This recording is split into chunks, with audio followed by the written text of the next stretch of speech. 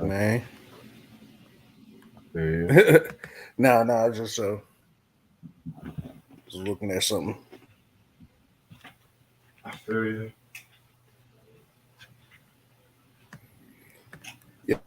Bro, I Yo, said he man, might. this dude Nine, man. You said what? No, you go ahead. Go ahead. No, I was just saying this dude Nine, bro, is something else, man. I'm saying Oh man, it's that it's real kind of underground weird shit. for me to talk about. It's kind of weird for me to talk about him the way I'm going to talk about him today because for years I've, what I mean, he's always been that guy like, yo, you remember Nine? He was mad dope. Yo, I remember that song, What You Want, and that music video, man. That song, that video just plays a major part in just my overall view of hip hop and shit like that. But I never actually heard the album until now. And I'm Oh wow. disappointed, bro. Very disappointed. With both Man, albums? I'm not gonna do the other album because I couldn't get to Cloud Nine, but Nine Lives. Oof, it's a rough one, man. We'll talk about that. We'll talk. I don't want to say too much right now. He's an Yeah. acquired taste. I can already tell you that right now. Mm. He's definitely an acquired taste. Because I know a lot of fans, they like Cloud Nine better than Nine Lives. Oh shit, he's actually here. I didn't think you were coming. I got up in time, so what's good, bro? Gervais, what up? Yo, what's good? Chilling. We might have Just another tired. hot take. Another one? Yeah, about What's the hot take tonight? What is the hot take tonight? because he's not feeling Nine Lives. Really? Nah, man. Oh I was man. just I was just telling him it's gonna be hard for me to talk about this album and What? But talk you the about one that wanted us to no review this, no bro. but listen to me. Like it's gonna be hard for me to for years ever since What You Want came out. He's always been that guy that I would be like, yo, you remember Nine? Yo, he was mad dope. That music video and like that song has played a major part in just overall hip hop to me. But I never heard the album, officially heard the album until now. And and there's a lot I gotta Right. I gotta say about this You album. didn't like it. No. So so what about the second album? I didn't get to the second album yet. None of I them? didn't get to I didn't get to Cloud Nine yet, no. Nine has always been the person where it's just been that one song that I really love, and I never really checked from besides that. You know, Oh, Appreciate it, Q.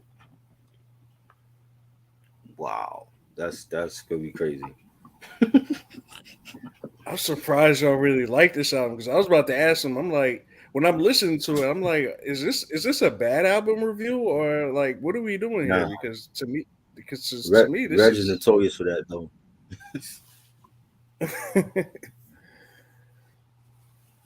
I'm gonna be real. One album I like more than the other. That's what I'm gonna say.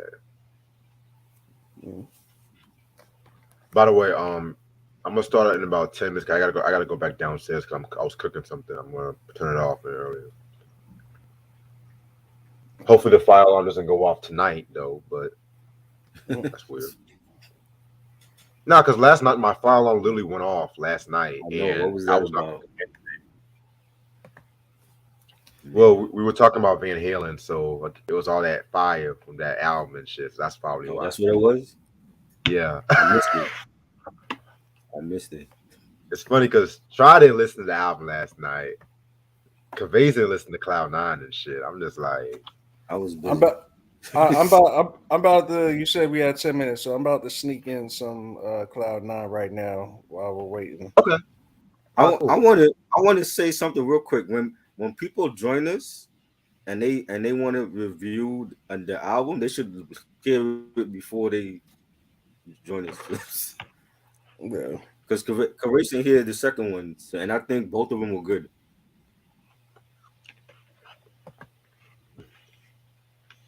I'm gonna eat some kale salad with some deviled eggs and shit right here. Oh, check you out. You eating healthy tonight? No ribs? Nah, my steak's for tomorrow. But I already cooked it anyway. Wow. Cause I got a fucking flat tire. I didn't realize I had a flat tire, so I gotta wake up early just to get my tire fixed. I'm debating if I want to go do some deliveries or not tomorrow, but let me see how I wake up first. Okay. But tonight I am eating healthy, no meat. Well, a little sausage on the deviled eggs though, but just a little bit. Wow. Yes, no ribs, no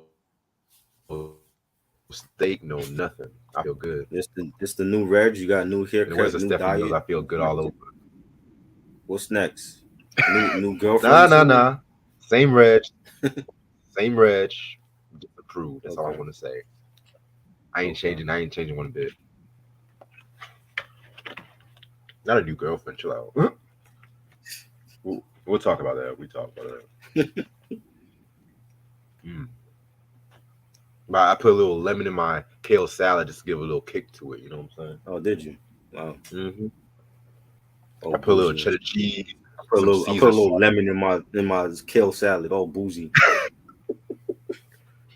Put a little cheddar cheese, some Caesar sauce, some sausage, and shit like that. Some Parmesan cheese on my deviled eggs. A little bit of jerk sauce. Crazy, man. Yeah. Christian, you know, I used to have waves back in the day, but honestly, I can't do waves no more. It's too much fucking work. I had waves when I cut my braids off, and yo, you have to like stand in the mirror and brushing. You know, you have to use the grease and brush it in the heat with hot water. It's too much. For real, and then you be sleeping and your do rag just be coming off and shit like that. I be hating that shit. Yeah. And your waves look like fucking buckwheat and shit, nigga. Like.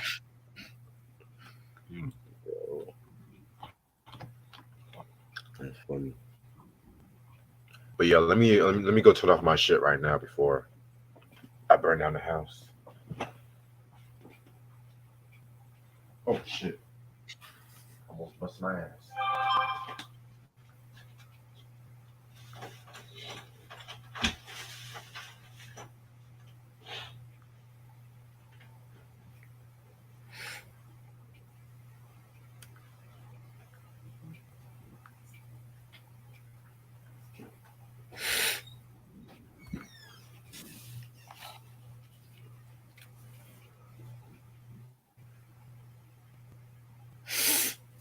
It's crazy, yo.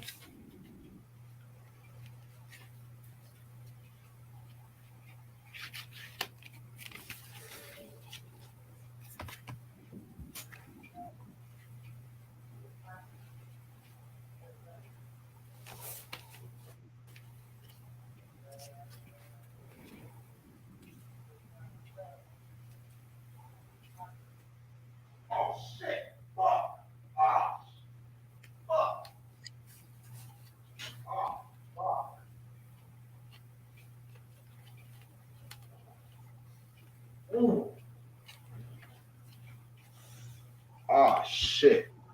What happened? Now I know why black people leave the lights on in the kitchen. I was walking, I hit my hand on the fucking cupboard. Shit, I'm okay. Rank the 4 Nas and Hit Boy albums. KD3, Magic, KD1, and then KD2.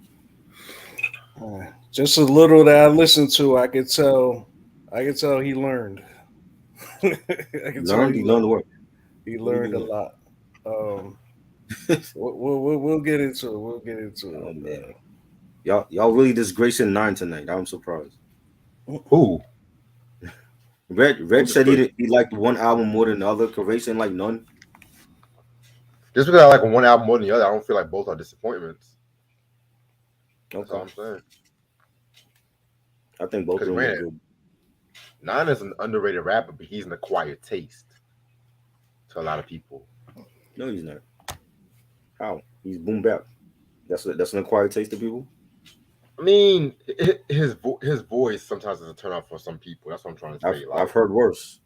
I've heard worse too, but still, I mean, in terms of voice, I say he was a precursor like DMX and the Ja Rules, but with X and Ja, they're more animated a little bit, you know, but not animated like in a bad way. Now it was just straight up gruff. Nah, but I could tell. I only listen to four. I only got to listen to 4 songs of Cloud Nine, and I actually enjoyed all four. I really I skimmed through them. Just I wanted to hear the verses and wanted to hear the beat and the hook. And like I said, I feel like he learned from his first album.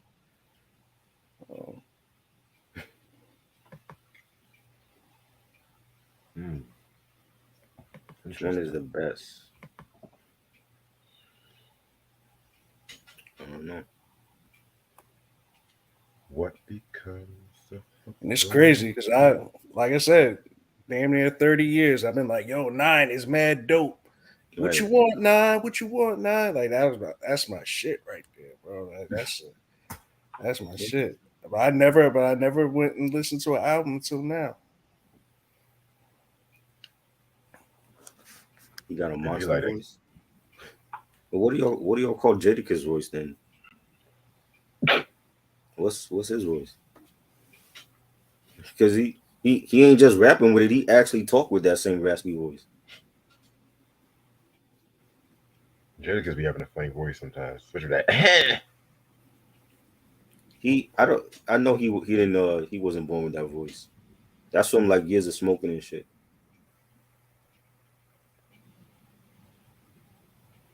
Oh wow, today's Bill Cosby's birthday. Okay. Kristen said he got another request after Holiday 4. All right, bro, just let me know. You know, I love me some good requests. Yeah, I was gonna bring that up, Antoine. I didn't know that, but I recently found that out that Nine and Funk Flex were like a kind of gangstar kind of thing. Was he? Yeah, it was like a Oh guru yeah, and that he was on what's the film? 9 millimeter or some shit like that. 6 Million Ways to Die. Was that joint? Yeah. Yeah, I remember him from that. That was like before What You Want came out. Mm-hmm.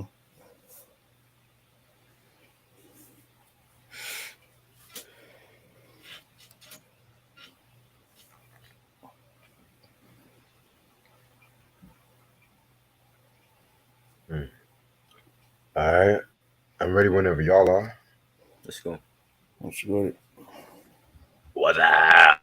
What's up, everybody? How's everyone doing this lovely day? It's your boy Reg in the building. I'm currently eating a vegetarian meal right now. Got my homeboy Try with me. Reg the vegetarian. Reg the How you veg. doing? How you doing, Try? Chilling. Woke up from a nap. I know that's right. I didn't even have a chance to take my nap today because my flat tire took up a lot of my energy. But it's all good. I'm still here. Got my homeboy Cavase with me. What's up, Cavase? Yo, was goody, was goody. Ain't nothing much, man. Same old, same old. All right, and today is gonna be a double review. We're gonna talk about Nine. There's 2 albums, 9 Lives and Cloud 9. We're gonna kick off with 9 Lives first, which came out. Oh, you got the album. Turn up. Yep. I never seen that edition before. Hold up. It's the re-release because it's like 2 bonus tracks on it. Oh shit. Okay, cool. Yeah, so we're gonna talk about 9 Lives. This album came out in 1995 on if my laptop can fucking work. Shit. What label did this come on, Shy? Because my laptop's being stupid as fuck. Smoked out or some shit. Smoke on records. Smoke On Records. Smoke On Records. Yeah. All right, that's what's up. That's what's up. They came out with singles "What You Want" and NEMC. You know what I'm saying? It was produced by Rob Lewis and Tony Stout. It had a couple guest appearances: Froggy Frog, ARL. Yeah, let it out. Let it out. Let it That's the out. dude name for real, Froggy Frog. Yeah, he's Not listed whack on though, here. but He's not listed on here. for good reason. There's not even no booklet in this, B. Like this is it's just the CD and the case. That's it. There's no booklet, so I don't know nothing Oh, about the album. No booklet. He could have recorded this in the sewer for all I know. You know. but yeah, man. Well, it came out on Profile Records, the original recording. The re-release is on Smoke On Records. Smoke On Records. This is gonna be a funny review. Okay. Well, let's talk about how you got into 9. I'm gonna start over the try on this one. Like I told Caress, it was the 6 Million Ways to Die the Flex joint. I forgot what year that was. It was like 90 something, but I think it was like I heard him on 93 or something. 93. Yeah, I heard him on Something. that before the What You Want joint, and then like Flex was the one that first played it. Like he was always like, when I used to listen to the radio back in the day, he was, he would come on like at Friday nights from 10 to like 2, I think it was, and he would break a lot of records in, and he was always playing What You Want. That was like the first time I heard it, and it got hot. Like everybody was playing it. Then the video dropped, and I think it was #1 at one point on Rap City. And I started hearing other joints, like College Radio was like playing Red Rum, and the Cypher. They started playing other joints from the album. But when the album dropped, I didn't hear like nobody talk about it. I didn't have like any friends that bought it. You know what I'm saying? I didn't even buy it back then. And he kind of like went in that one hit wonder category. You know what I'm saying? The label Profile didn't promote the album enough. They promoted that one song, and they should have really, promoted like the whole album and other singles. But after the first album, it was like, what's he gonna do now? And then dropped, Cloud 9. And I remember when that came out, I don't remember any singles from it though. But I didn't hear from him after the second album. Like it was like for years. And then I want to say maybe 2 years ago, 3 years ago, he did an album with I think it was the Snow Goons. Yeah. And I heard that album. That album was dope. It reminded me of Vintage 9. And he dropped some videos for that album. So it was like a continuation from this album. You know what I'm saying? And it was good to hear him like do music again after like so many years. Like people was wondering like what happened in 9, and I mean I think he's dope. You know what I'm saying? At that time he had like a different type of rhyme voice. You know what I mean? We didn't have JD Kiss out at that time. You had people like, huh? No, I was laughing. You had people like ODB had like but ODB used to do shit with his voice, but it wasn't like a like one of those unique voices, and you had Sticky Fingers, and you know what I'm saying. But I've always thought he was dope. But just he never got that shine that there was a lot of underground artists like that wasn't really trying to go mainstream and shit. But the fact that his first song took off is like, yo, that's when they should have really capitalized on that. And I didn't see that back then. But people, the real heads remember the song. They remember who he is, and it's good that he's still here. We're not talking about him in past tense. So, that was my introduction to him. Well, My introduction was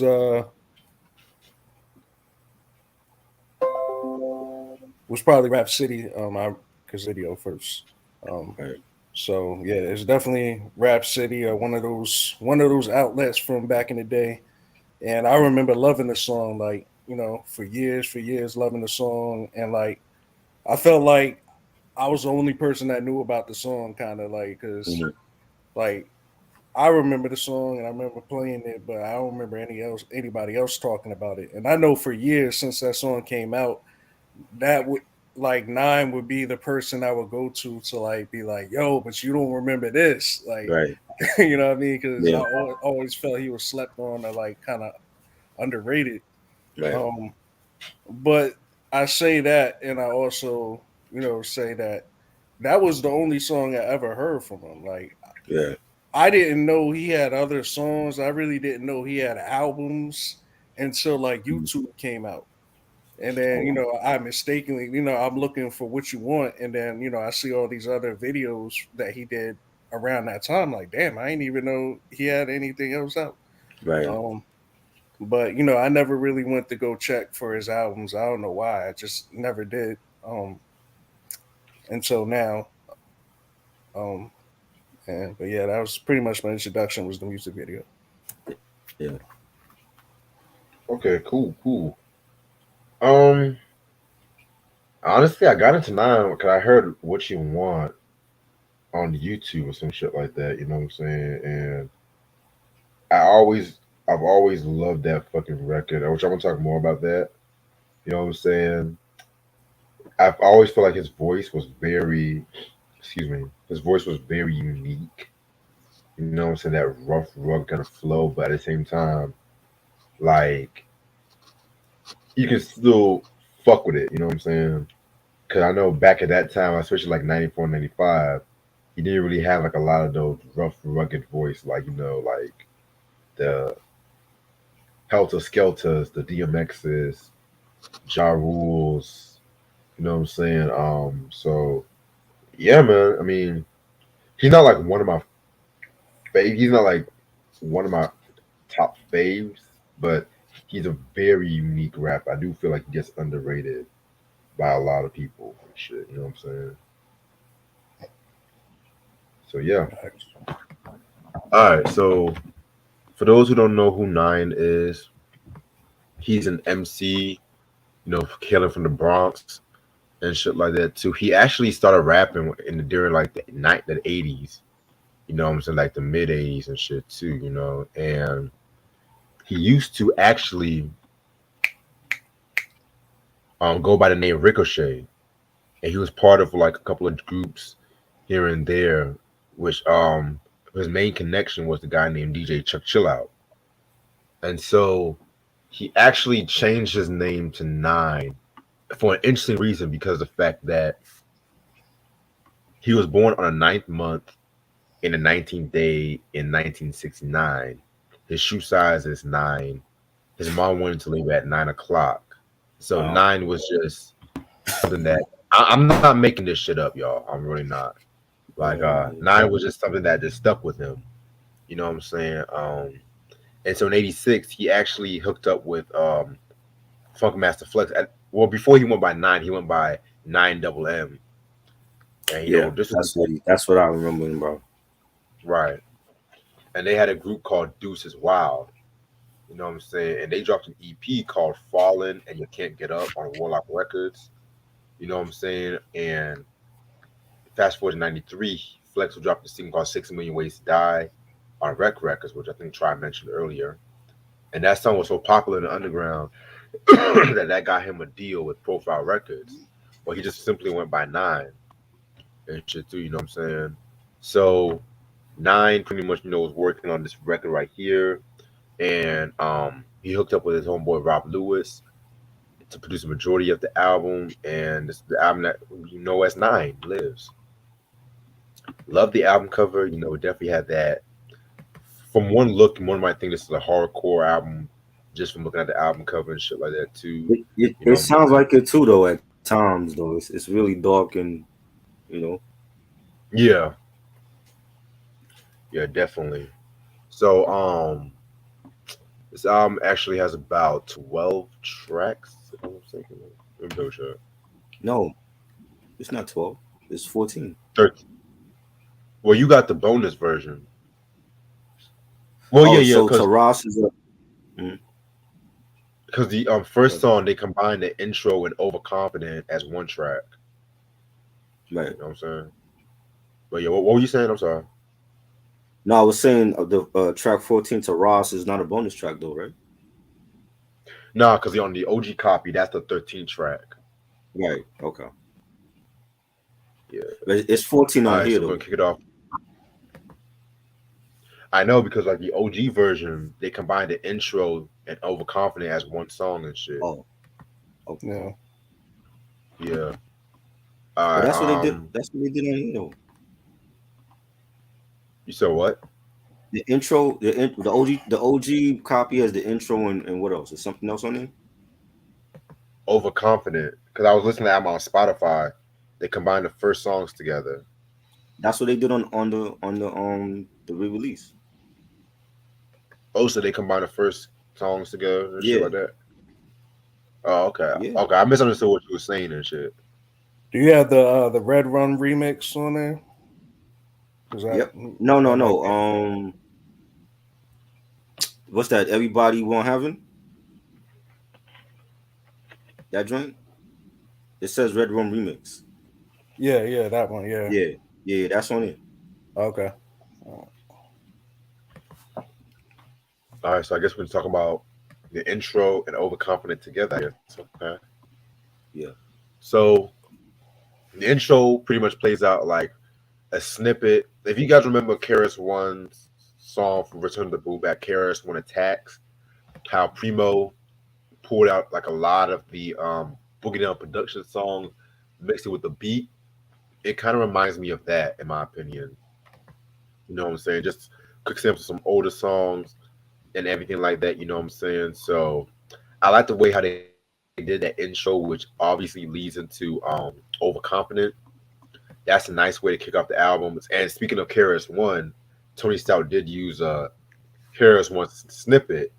You know what I'm saying? So this was just a nice way to for Nine just to show off his style and everything like that. You know what I'm saying? Definitely had that strong 1994 sound. You know what I'm saying? So definitely a favorite of mine. But yeah, I actually like this one. The beat was cool. I love the sample, the KRS sample on it, and most importantly, like just the energy. Like I like the energy on this one. Like I said, this is my first time hearing a complete project from Nine. So when I heard this, it instantly threw me back to what you want, Nine. It gave me that energy. So I was excited from the get go when I heard this joint. And like you said, it had that vintage classic '94, New York vibes to it. So yeah, that, off the rip, I fuck with this joint. This was dope. I like the fact that the way the intro started with the cassette, they have to like revive the cassette, and you hear like the flat line, and you hear like people in the hospital, and that was like a dope intro to start off. Death of a Demo, and then you got the Keras One sample that was dope, and you got Non saying, my name is non recognized. I remember you're too tender to get slick with the number one contender. Liked his flow on that beat was fire. So that was a great way to start the album off. Yes, definitely agree with you about that. This leads us into the next track, which is Red Rum. Red Rum, that was a pretty cool song right here too. You know what I'm saying? One of the things I got from this track right here, well, first of all, is murder spelled backwards. Just to let y'all know. Right. You know what I'm saying? One of the things I got from this track right here was that it was pretty much just a song that talked about like the conventions of rap at that time and shit like that too. You know what I'm saying? Like he had this one line where he says, "Must be the chronic that got these niggas thinking they bionic. They better get the hell off that gin and tonic. Bring the blues. I shatter at a cruise. Can't lose bad news. Don't snooze on 30 shot." Now, I'm not trying to start some shit, but I feel like those lines was talking about Dre and Snoop because he had a line where he just said, "It must be the Chronic that got this nigga thinking they bionic," and then of course Dre's album, The Chronic, and of course But they better get the hell Chronic out. was huge over here though. That was like a game changing album that blew up on no matter what region he was at. You know what I'm saying? So like him being from New York and I think that's the impact that Chronic had on us. It was just couldn't deny it, man. We didn't care. At least for me, I didn't care if they were from the West. They just dropped a classic album and it stuck with us for like a whole lifetime now. So Right. But yeah, man. But I don't know. I'm not trying to start some shit, but it was just like ironic how he put those words together, and pretty much it was just like sometimes when it comes to like the shit like this, when he talks about murder, he's talking about murder on his track like it too. He's talking about how sometimes you might talk about murder so much, you might want to commit murder yourself. So, you know what I'm saying? So this was a pretty straight track. One of my favorites off this album. Mm. Yeah, I wasn't feeling this beat too much, man, and I didn't like the hook at all either. I wrote down, I thought it was pretty trash, man, as far as the beat and the hook. But like, I like the lyrics on this song. Like the lyrics are dope. It's just the overall song with the beat and the hook, I just wasn't feeling. That's all I really got. Respect. I think it's fire, man. I think this was a dope. I think this was the second single. I want to say. Um, Yeah. they played this. They played this a lot, and it was a good follow up to what you want. And at least for me, like not like showing people like yo, like I'm not just a one hit wonder. Like I got other joints. Label need to promote my album. That's what I would have been saying. But this was a dope beat, and it had like that off key piano loop. You had Nas saying, shit is silly, but the sequel. I'm running from the cops and still gotta watch from my own people. I like those lines right there. You know what I'm saying? But this was dope, and I mean, if he took a shot at Death Row, then they didn't put no emphasis on that. You know what I'm saying? Like him, imagine him and Snoop Dogg going at it. Right. This is by the way, this is a single. Yeah, it was a single. Wow. All right.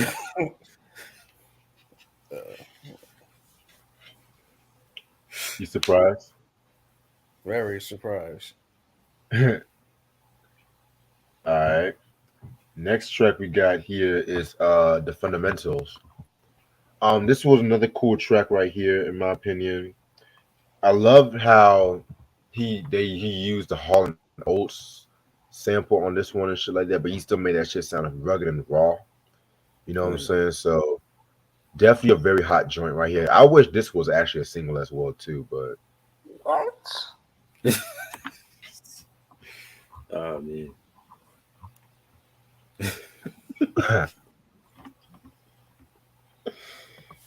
You done? Oh, you're finished. I just didn't want to cut you off. oh yeah, I'm done. I'm done. Yo, this song Hall of Fame ass. I'm Wow. sorry, man. This song is terrible. You just Hall Like of Fame ass. Hall of Fame ass, bro. This song is so bad, bro. Like, what is he doing? What is he talking about? I couldn't find the lyrics. I didn't want to look up the lyrics, but here's something he said. My name is Nine, and your name is Mud. This is what you're getting on this song. My name is Nine, and your name is Mud. Come on, fam. This song is legit. I wrote this. This song is legit whack. Like this shit is ass. Disappointing for me. I'm like, this is not the nine that. This is not what you want. Nine. This is no way. I think this is. I think this song falls a case to like heavy ODB influence. He tried to dig into the ODB bag, and it just isn't him, and it just came off whack and weird to me. Um, the beat was kind of weird and all over the place too. So yeah, I ain't fuck with this at all. That part I do agree with.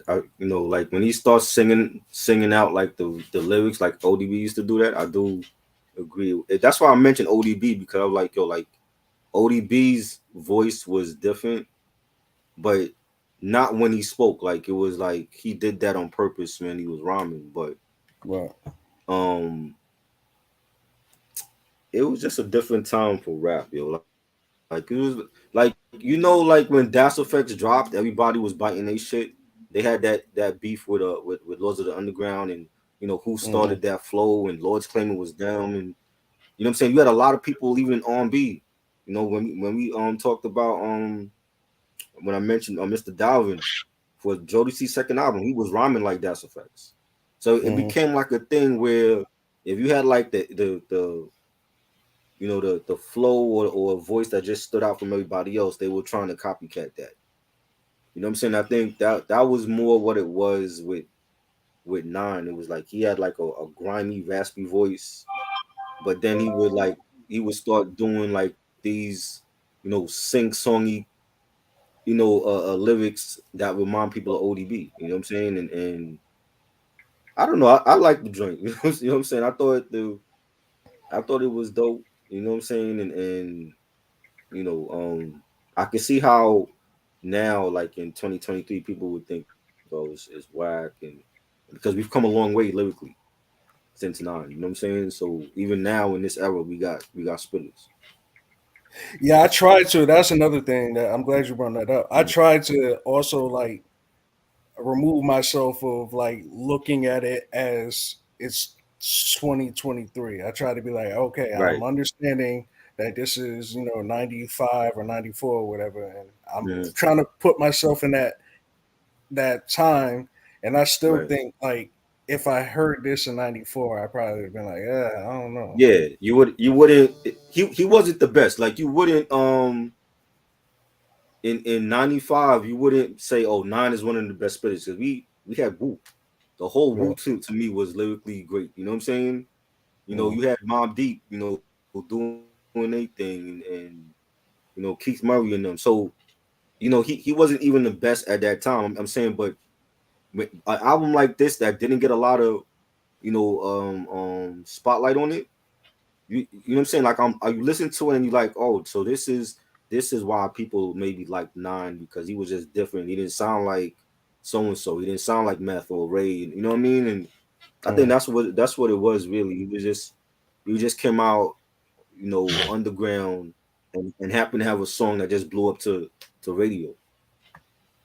Yeah. Yeah, I definitely hear your point about that shit. Trust me. Yeah, he rap like when you listen to Dario from Mad Band, and you listen to what's that joint he was on? Well, I forgot the song Mr. Diamond was rapping on, because he produced on that album too. But when he's rapping, like if you hear, like, I think Let's Go Through the Motions on the Who's the Man soundtrack, he's rapping on that. He sounds like Das Effects on that. That's clearly Das Effects flow. Hmm. Oh yeah, yeah, most definitely. All right, next track is "Hit 'Em Like This." So the Froggy Frog is actually Nine. That's actually I his knew it. alter ego and shit like that too. You know what I'm saying? You said what? No, I just said I knew it. I fucking knew it. You said what? Okay. Got you. But yeah, I was not a fan. I was not a fan of this record right here, especially when he went that Froggy Frog, which I feel like it was like a play on Snoop Doggy Dogg and shit like that too. You know what I'm saying? Like he had, if there was one song Where are I you kind of getting this didn't care from? for on this album, I don't hear Snoop. Nah, but it's like the Froggy I name. don't Frog, hear Doggy Dog. Froggy Frog, that's Doggy Dog. no Yeah, I get man. it. Come on, you capping with that, man. I don't. All of a sudden This now is I'm just hearing. notes. These are notes I found like online and research and shit. So people feel like he was trying to emulate Snoop Dogg. I he don't. did say he I'm did just. say Bow Wow, hippie yo, hippie yay in that song though. Oh man, he's not Snoop Dogg. If he thought he was, he's not. No, I don't. There's no similarity to him and Snoop Dogg. Shit, but Um, yeah, I didn't care for this track too much. He has some lines where he was like, I'm sitting on a lily pad ribbit. A fly goes by and I ribbit, snatch it out the ribbit sky. Why would you ribbit try? You must want to ribbit die. Past the ribbit die. I'm just like, okay, nigga. You know what I'm saying? But yeah, definitely not one of my least favorite track on this album. I'm thankful that he only did this on one song. Yeah, once again, back to back Hall of Fame ass song. Like back to back, that's not good, yo, at all. Oh, like the Yeah. ribbon joint was crazy. I was just like, yo, this can't. Whoever this is, it can't be serious. But yeah, actually, the beat, I enjoyed the beat though. Like, Yeah, the you beat was know, dope. and I had an issue with like the production with the whole entire album. So there weren't a lot of beats on the album that I actually liked, but this one in particular I actually liked. So I fuck with the beat, but I think it was just messed up with the whole Froggy Frog shit.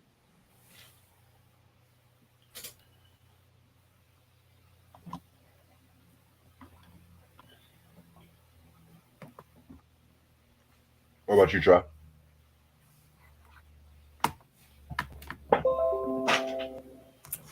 Um, I think this was. I don't like the his alter ego. I just that wasn't needed, and he was trying something different. I don't see if he really compares himself to Snoop Dogg. I don't see it. I don't hear it. I think Snoop is a better artist than him, but I don't like the song. Like that ego. He could have had a solid track without doing the Froggy thing. And what's so crazy is like that term Froggy style was like a big thing in the 90s, right? There was an R&B group called Nothing Nice. They had a song called Froggy Style. You remember that, Reg? I think I remember that low key.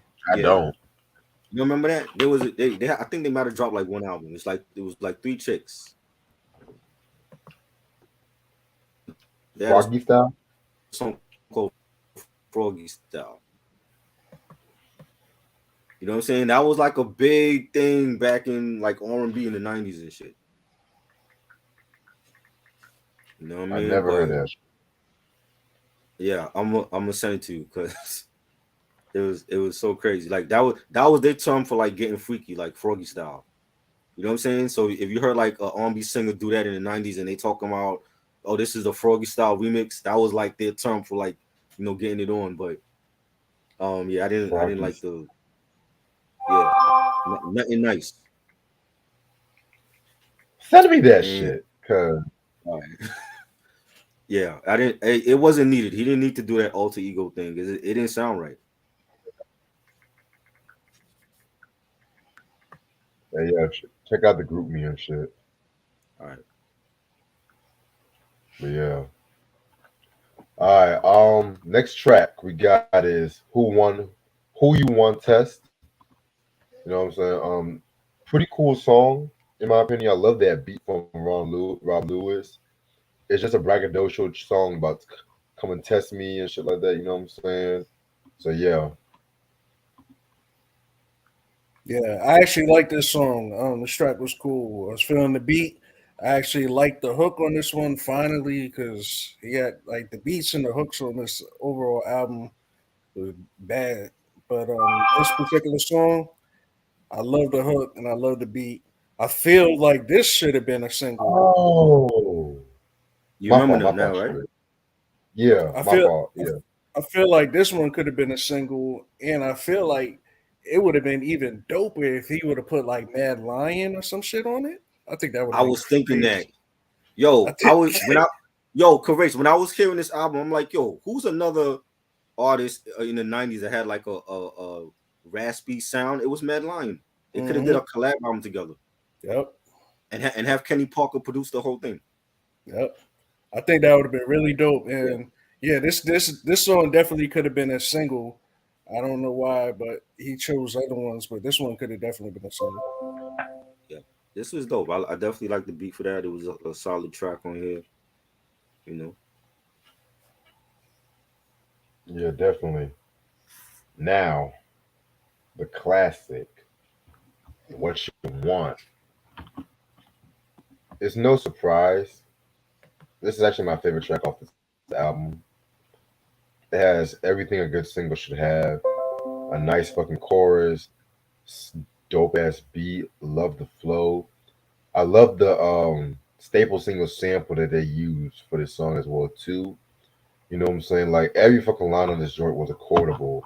I love how I just started off with I gets banned if I do, gets banned if I don't. So sometimes I will and sometimes I won't. Puff matchstick, crack a 40 down the back, sit fat back lax. I was like, oh, this shit was just crazy. You know what I'm saying? He has one other line where he says, F it, the sun will come out tomorrow. Long as I'm breathing, needing, even like He's like Steven, Steve. achieving, getting some shit. Oh, Yeah. he ate that fucking song. He ate that shit. This is a hip hop classic.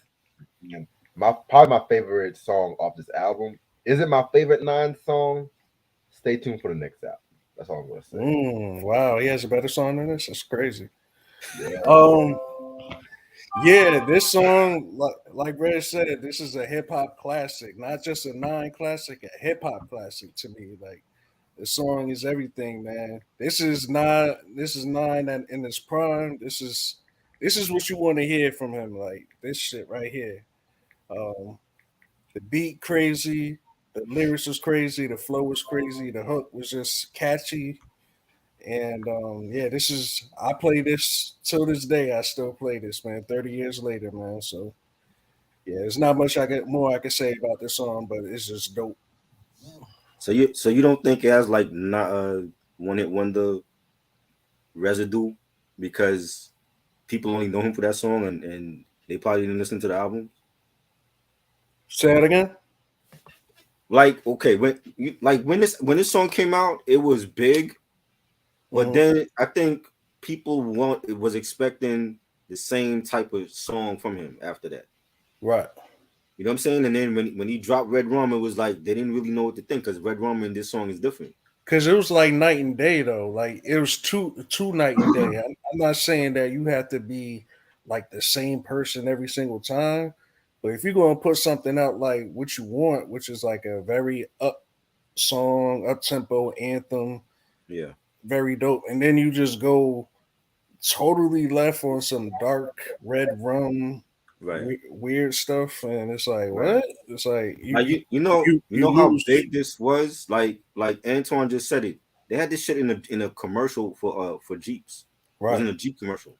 Mm-hmm. That's how and so now it's like you've taken a one hit wonder song and put it on a national stage where when you have people buying Jeeps, they're gonna know that song. But that's why I'm like, it still has that one hit wonder residue on it because nobody else know a song from him after that. Right. Unless you like a real like head and you was like listening to his albums, the casual rap fan is not gonna know anything else from him. They're gonna know that song. Oh, that's the song they played in the Jeep commercial. Even me, like, you know what I'm saying? I consider myself I know Oh, yeah. I know I'm like a hardcore hip hop fan. Like, Right. and I'm a 9 fan, but I never listened to any of his music outside of that just one song. Right. And I think like subconsciously it's because like once I learned, like it was years after the fact, but once I learned he had like albums and like other music videos and stuff, I'm looking at the album cover and I'm looking at some of the videos, like the thumbnails, Right. and it's something, and it was like totally different from what you want 9 look like. Like everything Right. else looked mad gothic and dark and shit. I'm like, Yeah. bro, I don't want to hear that shit. I want what you want 9. So I think subconsciously that made me not want to listen to anything But else. see that's the thing though, you know what I'm saying? Because Mhm.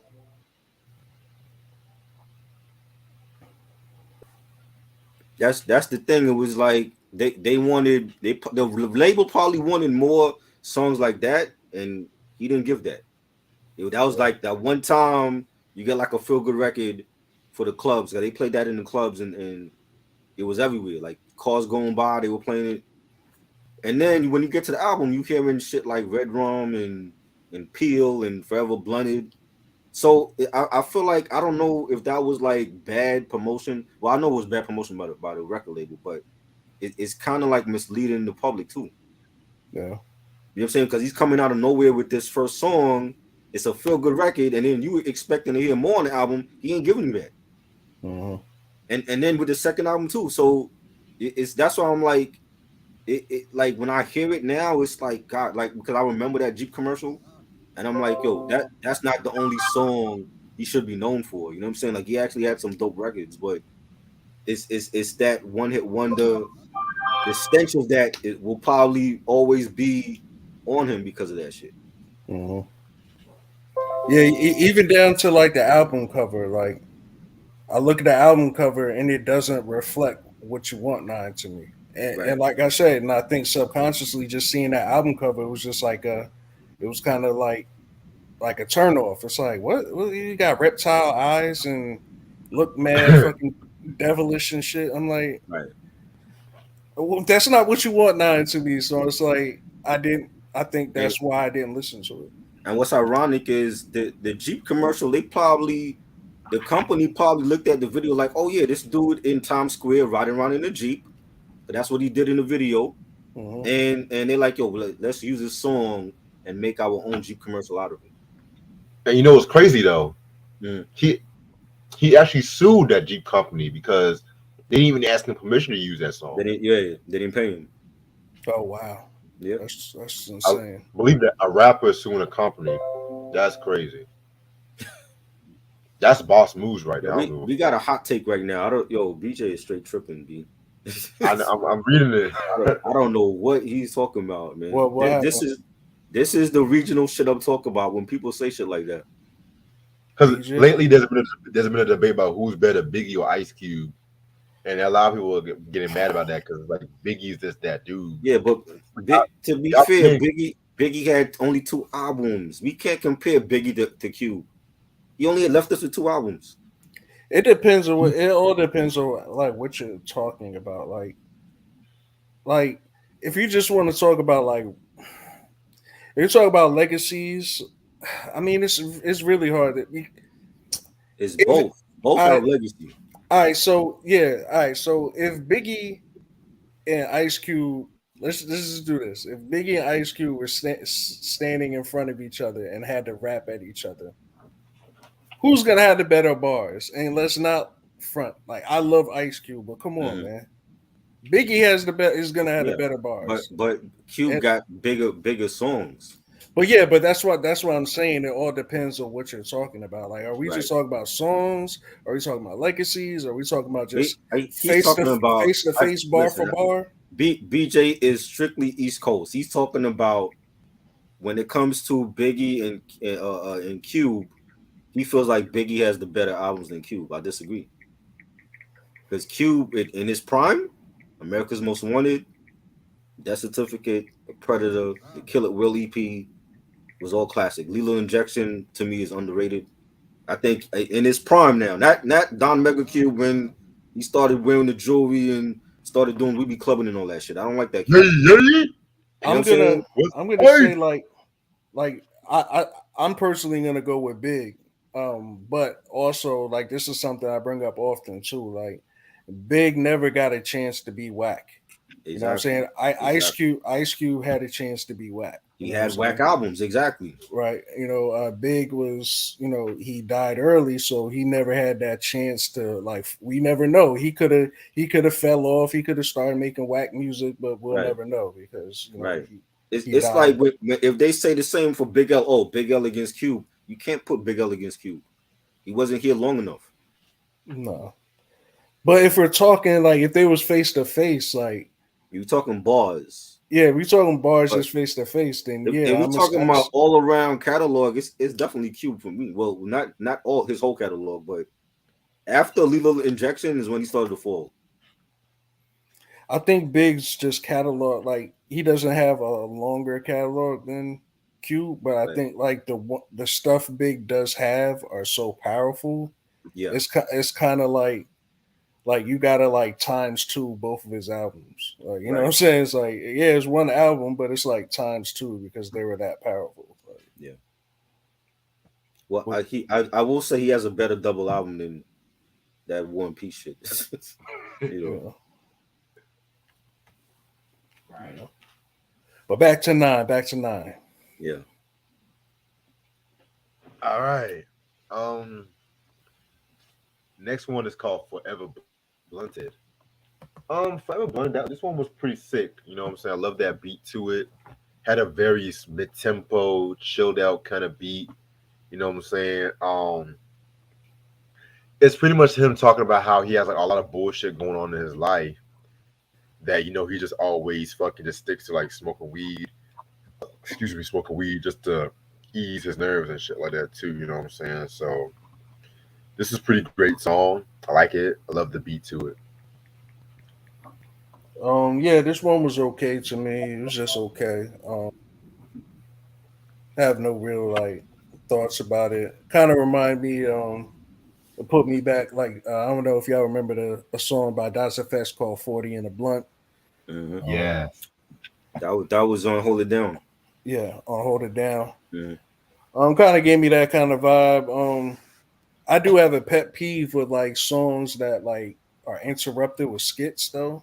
Right. And this one had one of those, and it's just a little pet peeve, my personal pet peeve. If I just hate when songs are interrupted with skits and then they go back to the song. Yeah. I just hate that because it kills the momentum for me. But I agree. overall, it was just okay. I thought it was. I like the horn loop on it and the beat. You had non saying when the shit hits the fan. There I stand with my blunt and my Glock in my thing. I liked it. I thought it was dope. Yeah, it's a lot of comparisons to like Das Effects and shit on here. Hmm. Interesting. All right. Next song we got is called Peel. You know what I'm saying? Again, another kind of chill, mid tempo kind of track right here. You know what I'm saying? Just talking about how he's like aiming to take down any motherfucker who's ahead of the rap game and shit like that too. You know what I'm saying? So this was a pretty straight song. I kind of like it. I kind of wish it was a bit earlier on the album, if that makes sense. But I'll deal with it. Wasn't really feeling this song strictly because of the production on it. Um, I feel like a lot of these. I feel like a lot of these beats just sound like noise. Like it's Damn. just noise, bass, and just like weird sounds and shit like that. So yeah, I really wasn't feeling the song at all. He said a stupid line that I don't understand on here, and somebody has to clarify this. When he said, "I wet you like microwave pizza in the blender," what the fuck does that mean? I've never seen pizza in the blender before. Raw. What is that? Raw. What does that I mean? have I no wet you like idea. microwave pizza in the blender. No, Which is like microwave pizza in a blender. that makes no I don't. sense. Yeah, None. I don't know. Mm. Yeah, Read the lines though. yeah. I That, feel I feel like he was having a little fun, like LL Cool J was having fun, a flavor in your ear on this album. yeah, that was bad. That one was bad. I didn't like that. His verse on that. I'm like, what does that mean? Like, how do you start off a verse like that? Yeah, I don't know. What is this, Nine? Explain this shit, Nine. What is that? All right. Why would you put pizza in Next, the blender if it's out the microwave? Like, you know, man, I stopped eating microwave pizza years ago, man. I can't. It's for yeah, it that. don't taste the same. You gotta put it in the oven. Yeah. Well, if it's like Domino's or some shit like that, I don't mind it. But if it's like a motherfucker like them bagel bites So, or some shit so like that, it's like when you reheat, like to me, I like when you reheat food. I rather put it in the oven because it gives it a different taste than the microwave. Facts. true. Yeah, I do that sometimes too. Christian said Ice Cube stole the Don Mega Persona from Volume 10, the guy who did the song Pistol Grip. See, I never actually listened to Volume 10, but I heard of him. Yeah, but it didn't work for him though. He was dropping crap. Who, Volume 10? No, Ice Cube. Shit, but Don Mega. I didn't like that Don Mega ever from him. he was selling numbers and shit, I guess. Yeah, I guess. All right. Now we have the Cypher. No, wait, I skipped the track. I guess Retaliate. Retaliate is next. Yeah. Um, I didn't really like anything for this song. It was alright. You know what I'm saying? I only like, and it features Exorcist. Okay, Exorcist. yeah, Exorcist. All right, that makes sense. Yeah, it was alright. I didn't really care for it. Yo, thank God, man. Breath of fresh air, bro. We got two artists on You this like this track. song? Yeah, I actually like this song, man. Thank God, man. Get I the- think these I think these are the two best verses on the album. Really, This song was cool, man. really. The beat was kind of whack, but I feel like the hook and the verses kind of carried it, so I didn't really care that the beat was kind of lacking. So yeah, I actually enjoyed this song. It was a good song to me. It was cool. Man. It was. It wasn't one of my favorites. Okay. All right. Okay. No. I'm good. I'm good. You go. Now I was just saying, like the production. See, he didn't. They probably didn't have a big budget for Nine, so he didn't have like well-known producers on his album. So I think he had to make do with what he had. And I think production-wise, it was dope for the people that the people that was producing the beats for him. You know what I'm saying? That's how I looked at it. So it's like when you listen to his albums, you got to go in with the mindset that there's no Eric Sermon on here. There's no, DR period or Havoc or any of those producers from the '90s. So he had to make through with probably an in-house producer he had, and I think he still managed to kill a lot of these tracks with the production. Yeah, I think he wanted to keep it in house and shit too, which is why I Right. fucking love. But it's not always good though. Like in-house producers are not always good. They're not. Yeah, especially this one. Unless if they actually know their shit, like them old Wu-Tang albums, like with True Master, For Disciple, Yes. Yeah. RZA. If those three were on your album, yeah, you were in good shape. Definitely. Bronze Nazareth, underrated. Yes. I would even say fucking what's that group? That one group. Early Far Side, where they had LAJ, I think that's his name. He did the majority of the Bizarre Ride to the Far Side, which that's actually my favorite Far Side album. I love Lab in California, but Bizarre Ride for me is the quintessential album from the Far Side for me. Right. Like I didn't like Running. I didn't like. Really? You told me that. You didn't like this? I hate Running. I hate that stuff. They keep running away. It sounds like some Tracy Chapman shit, man. Like, yo, you know what's crazy? I think I said this when we did the review. Like when it first came out, I thought that was Darius Rucker on the chorus. Oh God, that makes it even worse. He sounded like him. Whoever was, I believe that was Slim Kid doing the chorus, right? I didn't even like Drop. Now Drop was my joint. You crazy? The Beat Miners remix, I love the Beat Miners. The remix was fire. Yeah, that was dope. But the original version, the only thing I liked from that was she said. That was the only thing I liked from that album. She said was fire. That was dope. That and the JD remix. Yeah. But y'all can have that running bullshit. I cannot. It keep running away.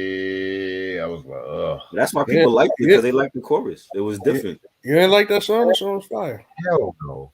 I never liked that. I never liked the song or the video. I was just like, I never heard anybody say they didn't like the song. This is Lab in California. Lab in California has songs like Moment of Truth, Devil Music, that was great. Splatorium. That was great. Motherfucking Splatorium. Yes, that was great. Omani killed it. Yes. He killed it.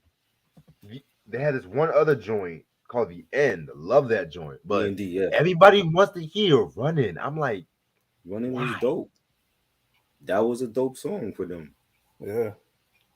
Shit. It was different. They played that over here. That was different from a West Coast group that they were getting a lot of heavy rotation over here. I don't care if they play that on Soul Train. That's not going to change my opinion and shit. Like,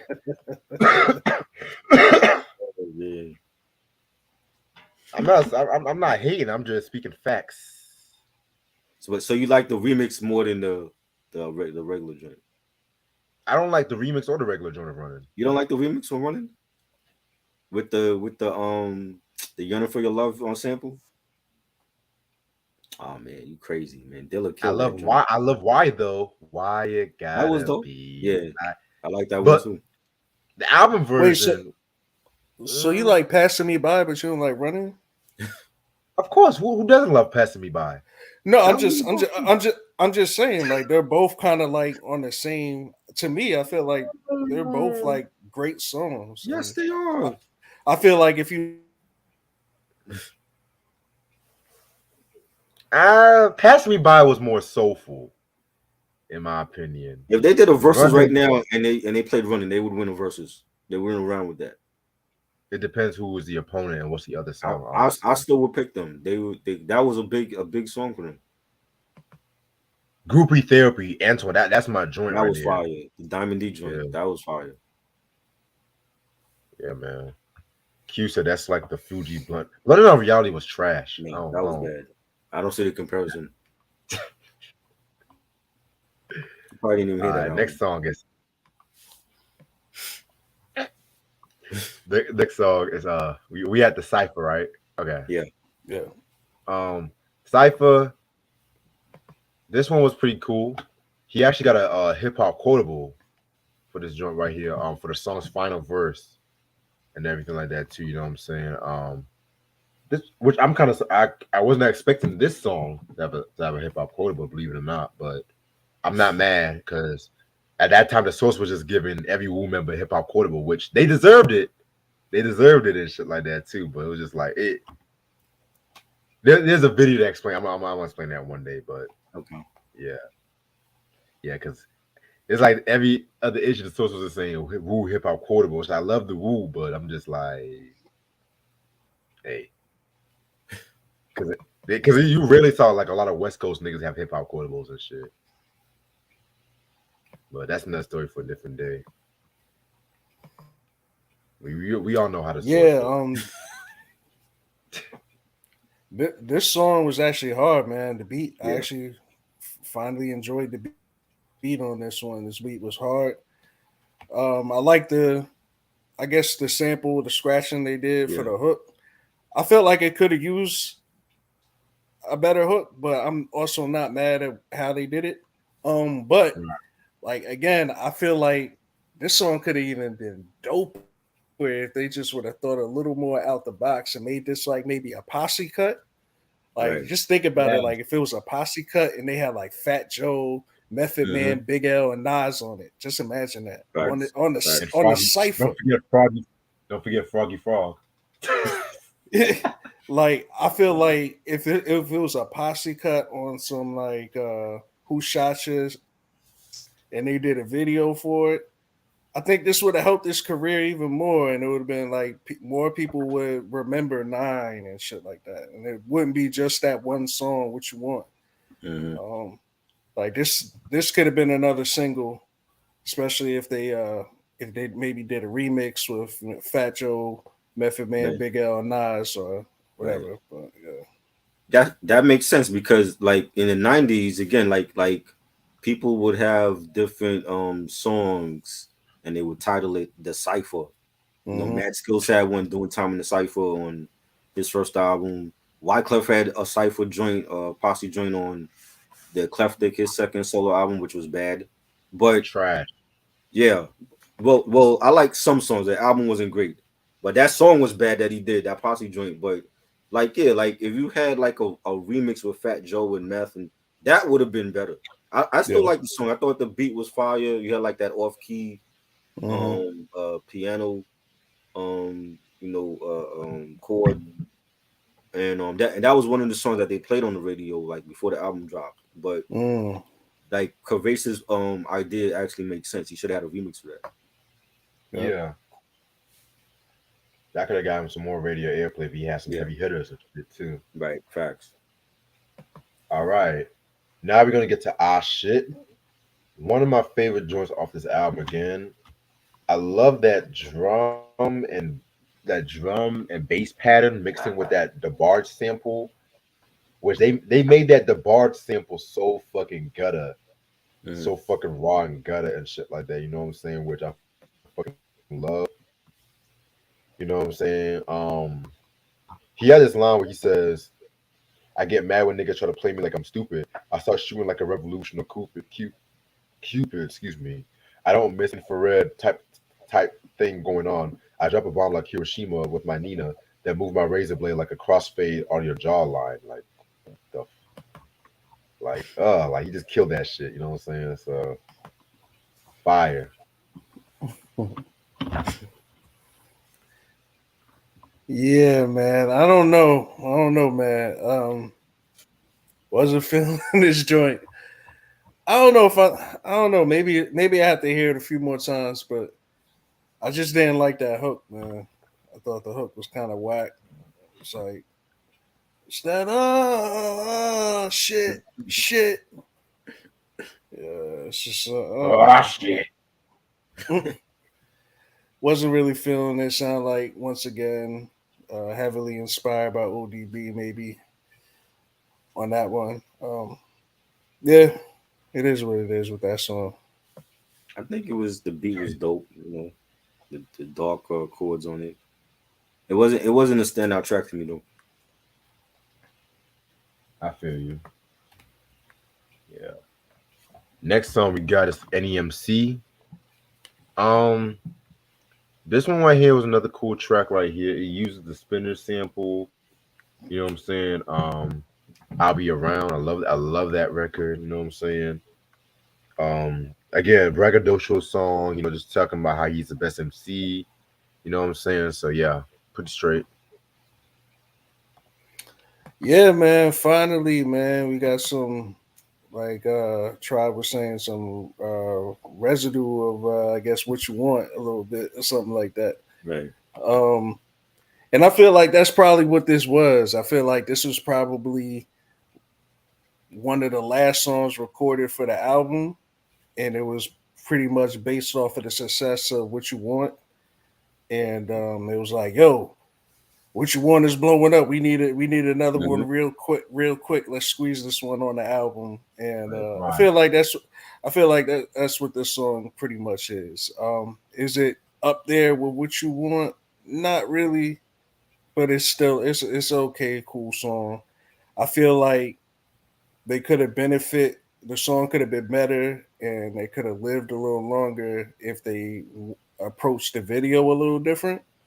Because if you look at the music video is even the video is darker than What You Want, but Right. the song and the beat is brighter than What You Want. So it like made no sense. It's like, yo, why are you in the sewer in the dungeon with this happy ass beat? Like it doesn't make sense. Yeah, I feel like this could have been like a summer song. Like if he, was at a pool party or a cookout or some shit in the music video, I feel like this could have been a bigger song. But it is what it is. Are we talking about NEMC, right? I thought that was track 13. NEMC. Yeah, I'm talking about NEMC. It says it's 13 on the album. Track 12 was Everybody Want Heaven. Oh, okay. Oh, what was you talking about? What was you talking? I thought we were talking about Oh, the NEMC. Red Rum remix. Oh yeah, I skipped that because I was talking about NEMC. Okay. But so when did we talk about Everybody Want Heaven? I thought we were still on our shit. We didn't talk about Everybody Wants Heaven. That was track 12 though. But I must be on a reissue version because I didn't remember listening to that. Okay. Oh, so the original must have a different track listing. Yeah. Like towards the end, because like on the reissue is track 12, and then NEMC is track 13. But I mean, I thought with the Rakim sample, I thought it was good. I like the old school sample for it. I don't even remember the video. I gotta watch the video again. Yeah, it was just real dark. It's like a Das Effects video. It's like, bro, why? Like, why? Yeah, definitely. All right, and so we talk about Everybody Want Heaven and NEMC, right? No, we talked about our shit and then NEMC. When did we talk about Everybody Want Heaven? We didn't talk about Everybody Want Heaven yet. We didn't talk about that. Did you listen to that? We can talk about that. I heard it, but it was whack to me. I So don't. it's Yeah, like, I don't think you needed a remix for that. I mean, I like the Red Rum the way it was. I didn't. If you're gonna do a remix, do it better than the original. I didn't think he did that with the remix.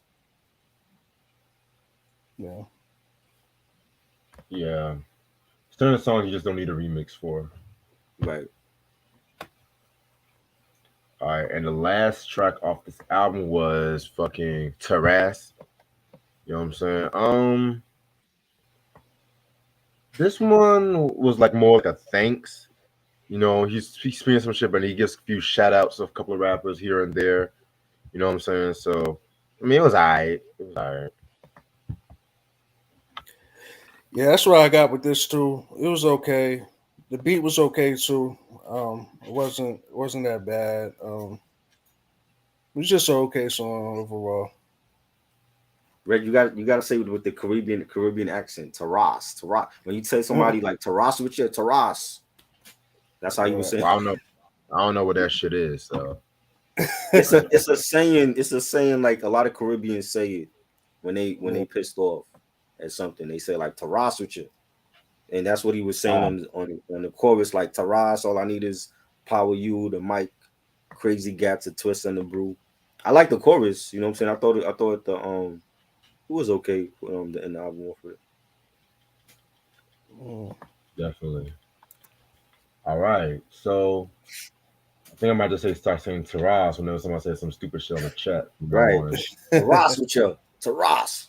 Taras Clyde, nah. Right, right. The Jamaican shit, Jamaican Yeah. lingo. All right. So, overall, Nine Lives is a pretty solid album for me. You know what I'm saying? Few missteps here and there. You know what I'm saying? But at the same time, I feel like this album is a nice little boom bap album right here. You know, I feel like his pen game was still for this one. He still tried to like have that grittiness, but at the same time have that radio friendliness, if that makes sense. But I'll give this a 4 out of 5. Wow. For me, I feel like it was a bad album. Um, yeah, I don't know. Maybe I have to hear it again to catch some things maybe I missed. But one of the main things I had issues with was the production was really bad and the hooks were really bad in most of the songs. And I felt like he didn't really have any substance. But like I said, maybe I just Yeah, didn't maybe I didn't catch it. But I feel like a lot of songs was like meaningless, just putting bars out there, I guess, and it just really had no meaning or no any substance to it. So I'm gonna give this album a 2.5. Wow, that's I didn't expect that, yo. I mean, but when you look at this album, it's like if you love boom bap, if you love street shit, this is the album for you. Like you think back to like early MOP shit. What was they saying that really mattered? They were street niggas over some boom bap beats. Low key, I'm gonna let you finish. Go No, ahead. go ahead. My bad. Now, low key, I had this argument a lot though because Mm, people bring up MOP about like, oh, all they rap about is guns, violence, and shit like that, and I'm like, yo, if you low key listen to them, they actually are saying shit. Like it just I know. sounds crazy. It just sounds crazy because their delivery is right, like so aggressive. But if right. you listen to like Blood, Sweat, and Tears, Mm, like Yes. listen to that Ooh. song, like they're talking about, they do that often in their songs, but their right. delivery is just so aggressive. It just sounds like they're just trying to kill you every song. Yes, that I agree with, but it's like, but the majority, like when you look at these song titles and you see like "Stick to Your Guns" or "Blue Steel," it's like we already know Yeah, what type of shit they on. You know what I'm yeah, saying? Cold as ice. You know what I'm saying? But it's like there was a lot of boom bap, great albums that people wasn't saying a lot on. That's what I feel like this album was. It was a boom bap album. Nine was just spitting. It wasn't the. We're gonna talk about the Cloud 9 album because I felt like there were more important songs on that album than I this one. agree. mm, You know what I'm saying? Like I think it was Antoine or Kristen mentioned it in the chat. But this album was like straight boom bap. He didn't really wasn't saying much on here. To me, it was a borderline horrorcore album. There was a lot of like as far as production, a lot of dark, eerie sounds on this album. Even the album cover is could be considered a horrorcore album cover. I liked it. I'm gonna give it 4 mics. I don't think it's a near classic though. Like I see people saying 4.5 mics. That's near classic to me. I don't think it's a classic album. Four Yeah. mics. Four mics is damn near classic too, man. That's crazy that Well, I mean, that y'all when think I look at it that's like strong. from like 1 to 5, if I rate an album like 4 mics, to me was solid. If I rate it, if it's in the threes, to me it was like mediocre. You know what I'm saying? But when 4.5 to me is closer to 5 mics. I don't think this is a near classic album though. Yeah. You know what I'm saying? I just think it just was a dope boom bap album, and that's how you got to go into it when you listen to it. Don't expect a lot of life lessons from this album. You're not getting that. Because if I said four mics, I'm automatically thinking of like, okay, what are some other four mic albums? And then I will automatically be like, oh no way I could put this in the same category as this four Right. mic album. Like a four mic album to me would be like Big L, Lifestyles of Poor and Dangerous. Right. And then I'm looking at that album, then I look at Nine's album, I'm like, wait, they're nowhere near each But other. So, but so but that see, but Big L was on Columbia Records and they didn't even know how to promote him. You know what I'm saying? And even like it's crazy how so much fandom that album gets now, because in '95 it wasn't getting this much praise. right. You know what I'm saying? And I'm like, and I was there for that shit. I'm like, the fandom it gets now was nothing like how it was back in '95. It was nothing like that. You know what I'm Right. saying? But it's like there's a lot of underrated and joints that went under the radar that could be easily better than some of the ones that got more promotion. You know what I'm saying? I felt like it was a dope album, but I don't think it's a classic. I don't think Nine has a classic, but I think like if you love boom bap, if you don't want to hear like life lessons and a lot of songs that really ain't saying much, you're gonna love this album. You know, That's a and he good. did it with in-house producer, mind you. No well-known producers, all in-house shit. Yeah, man.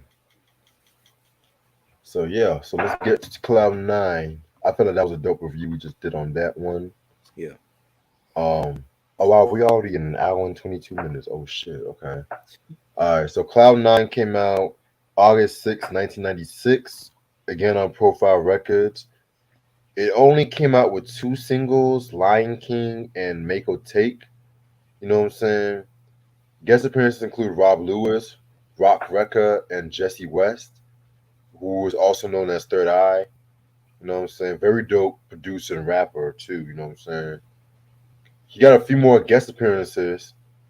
He had King Just, Unique, Father Shahid, Third Eye, Smooth the Hustler, Bounty Killer. And yeah, that's it. All right, so after the release of Nine Lives, like I mentioned before, he actually sued the Jeep company just for using his song without permission and everything like that too. You know what I'm saying? And Profile Records still wanted him. They still wanted him to actually like still be on their roster and everything like that. You know what I'm saying? So 1 year later, yeah, 1 year later, they came out with this album right here as well too, Cloud Nine and shit too. Now, I've heard a lot of people say that this album is way better than Nine Lives, which I have to agree with that. In my personal opinion, it's actually my spoiler alert, my favorite album he's ever done. You know what I'm saying? But you still have some traces of Nine Lives here too. Right. Not saying that that's a bad thing, but I just feel like he was really finding his groove with this one. But the power to be, I think they dropped him after this album because of the whole commercial sales and everything like that. So this album has about 12 songs. Let's get this shit started. Track number one with No Introduction, featuring King Just. Nice way to kick off the song right here. speaking of MOP, this song kind of gave me an MOP kind of feel to it, if that makes sense. Facts, Yeah, facts. yeah. It very gave me an MOP. And at this time, MOP was dropping the Firing Squad album, but that's actually my favorite MOP album and Mine too. shit too, you know what I'm saying? Very, very, very dope one. Even what in terms of production is very different, just how they incorporate like a lot of strings on this album as well too. So this is actually a very good song. I love this one.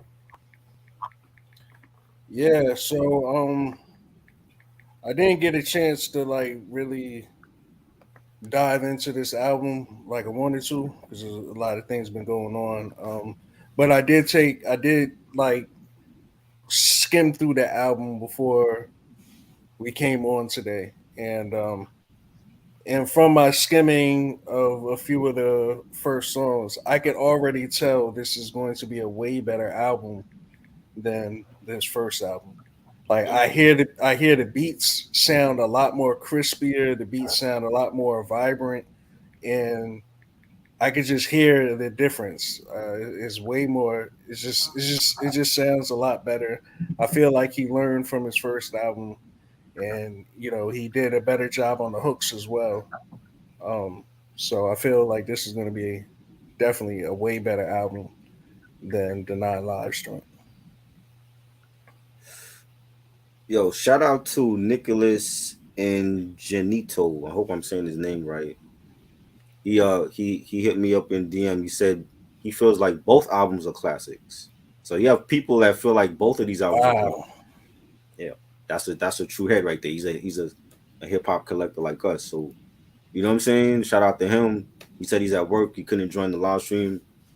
This song was dope, and I was a huge fan of King Just when he came out with Warriors Drum and No Flows on the Rodeo. That was my joint. And even with him, I thought he was gonna blow up too. You know what I'm saying? And you know, again, the labels they didn't know how to promote a lot of these artists. But this was dope. This definitely had like an MOP type of a vibe on it. You know, I love the beat for it, and this was a great way to start off the album. Hmm, interesting. Okay. Next track is Every Man for Himself. Um, very, very, very dope track. It has a very apocalyptic, wintry kind of feel to when it comes to that beat. You know what I'm saying? I definitely loved Nine's flow and his voice on this. It definitely fits the tone of this song. So I'm 100% all for it. Right.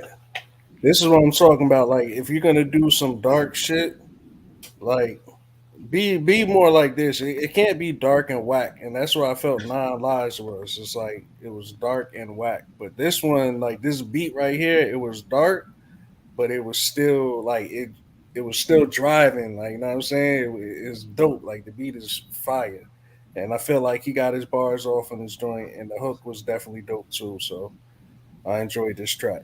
I got a hot take. Y'all been really Ooh. pissed off at me. Y'all been really pissed off. Ooh, not liking this song would be No, insane. no, not this song. What Okay. what what Courage just said about it can't be dark and whack? Well, I feel like Non Lives was better than There's a Dark Side. I do. I feel like Well, it was better. I knew that was going to come. What? Yes, I do because I don't I like knew, every song on there, and it's mainly the songs after Can't Wait, like the bottom half. I never liked those songs on there. I always skipped them. You know, What? maybe it was the track sequencing. I don't know, but the upper half of there when you had joints like Green Island and and Bob Your Head to This, A Million and One Buddha Spots. I love those joints. Cosmic Slop. For whatever reason, after Can't Wait, I do not like those songs. I think the beats were garbage on there. Basically, and When I Come Around, Slide and Rock On. I how don't like none of those songs. how can you Um, like not like basically, no, man? I did not like that. I think that's one of the wackest beats that Redman ever did. Do not like that joint. Mm. The Tonight's the Night remix, I didn't like that to end the album off. You know what I'm saying? And that was a dark album. Like you said, it can't be dark and whack. Right. Yeah. You know what I'm saying? You know what I'm saying? Yeah, You that's know, crazy. there's some joints on there, but that album should have been cut to like 10 tracks, yo. I mean, yeah, I know that album is not the greatest, but like, Redman don't even like that album. but I just automatically would assume that like anything Redman would do would be better than Yeah, anything. I was expecting great things from that sophomore album. You know what I'm saying? Redman don't even like it. He said it in interviews. He don't even like that album. You know what I'm saying? He does not perform nothing from that album when he's on tour. Nothing. Like he skips that album. So like he'll do shit. Time for some action, blow your mind. Superman Lover. Then he skips that album and goes to Muddy Waters and everything else. And remember he got that Reggie album that was bad too.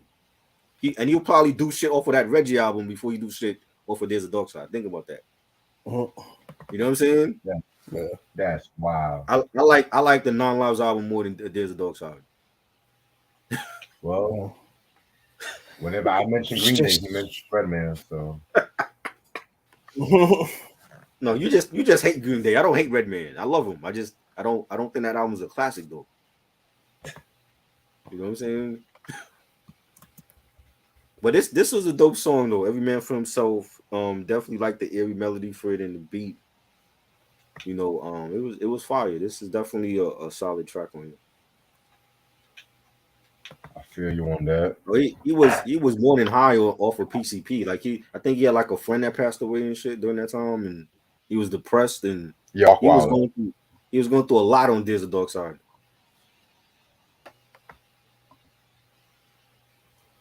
Right. Track number 3, Replay for Keeps. Very, very, very dope cinematic song. He's just talking about how, he's in it for the streets and everything like that. But at the same time, it's just like he pretty much wants better for himself, but it's like the streets keep calling his name, and that makes sense. So very, very, very dope track right here. One of my favorites. Yeah, this song was dope too, man. Like, I feel like if I don't know, like, was he was on this still? What was the Priority label when he did this? Yeah. Yeah, I don't know. Maybe they just lost confidence in promoting him or investing any money into him. But based off of the first like 4 songs that I heard, like I feel like all of these could have been something. Like if it was just promoted, gave him a video for some of these joints or something. But yeah, once again, it's another sound like a decent song, man. It was well put together. The beat sounded good, and it sounded like he was flowing on that joint, and the hook was catchy too. So I fucks with it. But that's the thing, is like they probably didn't expect nothing from him, and then when What You Want blew up, that's when you should have invested money into this album, into his first album. Put him on a tour, put him on different shows to promote the album. They didn't do none of that. Yeah. You know what I'm saying? So and we already on the second album. So if they didn't promote the first one, why would they promote the second one? Yeah. You know what I'm saying? What they probably was expecting another What You Want on this album, and they didn't get that. Say like, oh, we got to drop this dude now because he only got one song that was actually good for us. We can't do nothing with him other than the one song. But again, we talking about we play for keeps, right? Yeah. That joint was fire. I love the beat. You had Nine saying, "I love these streets." That's why a nigga like Nine play for keeps. And this should have been a single. This should have been a single. This was dope. This was one of the strongest songs on the second album. It should have been a single. But again, it's Profile Records. They've done shady shit with other artists that were high profile. So, no pun intended. So.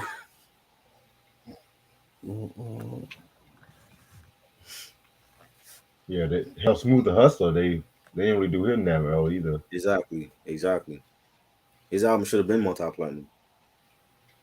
Then Trigger the Gambler with Def Jam Records. Don't even get me started on that. But I think one of them had a tragedy too and shit like that. Okay. So Christian said, "Hot take, actually not prefer the Dolly My Baby remix because of Big and Puff's verse sounded horrible. He sounded like a fake Onyx on that joint." I've heard that plenty of times. No, I didn't like Puff on that remix. He shouldn't have even been on here. It's the bad window, acting like you know. What was he saying? Come on, Puff. Puff Daddy rolling with Mary J. And after that, he didn't rhyme like that ever again. Making that noise, yo. Nah, Thank that was God. whack. That was whack. Wasn't that the first song where he actually rapped on and shit? I think that's the first time I heard him rap on anything. Was Yeah, that, that's the first time I seen him. Yeah, that remix. Acting like you want it, bro. Yeah. I mean, you seen him in the background with Heavy D and shit, but Right. I never seen him like. Yeah, but he was when he started, like when he was on Uptown, like he was modeling for like Cole Kanai and shit like that, Cross Colors and all that. Right. So we knew who he was, but actually hearing him rap, I think that was like the first time I heard him rap on a song, and he sounded like complete trash. Yes, sir. All right, next song we got is The Product. This one was another dope song too, right here. It features Unique. You know what I'm saying?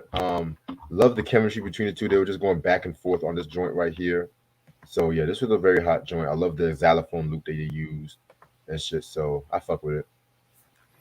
Yeah, I noticed his album, and it's crazy because I'm like, I listened to it right before we got on, and I'm still kind of listening to it as we're talking. And I'm noticing like this album definitely has a theme, and it sounds like kind of orchestra kind of theme. Yeah, With all the beats, and I fuck with it. It's like I like that. I like that sound. I like what he did with that. So yeah, I'm enjoying this beat right here, and yeah, it sounds like a song that you could ride to. Definitely a strong song. yeah, definitely had like those strings on the beat. The beat was fire. Yeah, it gives it a distinctive feel to it compared to Nine Lives and shit. You know what I'm saying? All right, track number 5, Uncivilized. Again, another orchestral kind of beat with it. You know, it features our Father Shaheed of the Poor Righteous Teachers, another underrated hip hop group, if you ask me. It was actually co-produced by him and Rock Wrecker. So yeah, this one right here was pretty good. I like this one. Yeah, this is another one where it has like the orchestra sound to it, which I really fuck with, and it just sounds like vintage, authentic hip hop right here, man. It's just the type of shit I want to hear from Nine. I wish I heard this back in the day. I feel like if I knew about this album when it came out, it would probably have been something I would have been riding with for a minute. Like, you know what I'm saying? Like Right. this would have been an album like today. I would have been like, yo, but you don't remember Nine's Cloud Nine album? That shit was fire. Mhm. Like, I think this would have been one of those albums I would have been talking about still to this day because I'm fucking with the sounds right now. Yeah. But we on the Yeah. product. The product was dope. Definitely had a dope beat. The strings on it. We on track 4, right? Yeah. Yeah. No, I just did Uncivilized. We already. Oh, track 5. Yeah. Oh yeah, you were on track. Yeah, I'm sorry. Yeah, like again, like Kaveh said, like a lot of the tracks had like orchestra on it. The strings is nice, the beat.